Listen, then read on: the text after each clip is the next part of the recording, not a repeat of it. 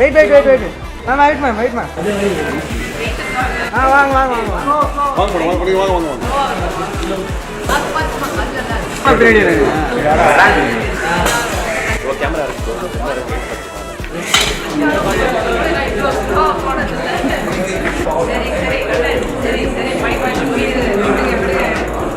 எங்க அப்பா உட்பட வந்த என் கூட படம் பார்த்த எல்லா ஆண்களும் கலங்கினதை நான் பார்த்தேன், ரசித்தேன். நானும் சேடிஸ்ட்னு ஒத்துக்கிறேன். ஏன்னா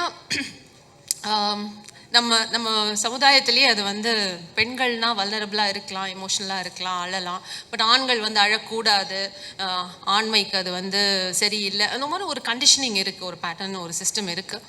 அது கொஞ்சம் கொஞ்சமாக தகர்த்துட்டு வரும். அதுக்கு மெய்யழகன் பெரிய விதத்தில் உதவி பண்ணியிருக்கு.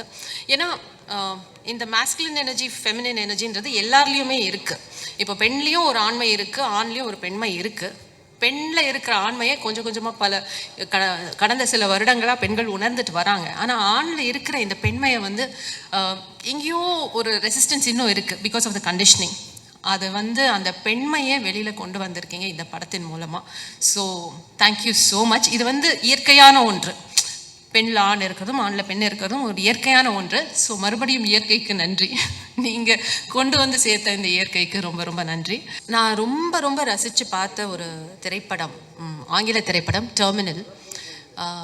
பார்க்கும்போது அதில் டாம் ஹேங்க்ஸ் வந்து மெயின் கேரக்டர் பண்ணியிருப்பாங்க.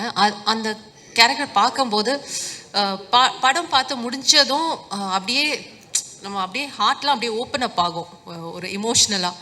ஸோ இப்படி ஒரு மனிதன் இருக்க முடியுமா அப்படின்றது. ஐ திங்க் தமிழகத்தின் மெய்யழகன் வந்து நமக்கு கிடைச்ச டெர்மினல். அண்ட் நம்ம தமிழகத்தின் Tom Hanks is Karthi. Seriously அந்த ஒரு கதாபாத்திரத்தை நம்புகிற விதமாக நீங்கள் கொண்டு வந்து சேர்த்துருக்கீங்க இல்லையா? ஸோ இப்படி ஒரு கேரக்டர் இருக்குமா எல்லாருக்குமே வந்து அது கொஞ்சம் ரொம்ப நல்லவனாக இருக்கானே, ரொம்ப வந்து ஒரு நெகட்டிவிட்டியே இல்லாத ஒரு கதாபாத்திரம், இது நம்ப முடியுமா அப்படின்ற ஒரு கேள்வி இருந்ததுன்னா அது நம்பலாம் அப்படின்னு நீங்கள் உங்கள் பெர்ஃபார்மன்ஸ் மூலமாக you have proved it to us. So thank you so much for that Karthi.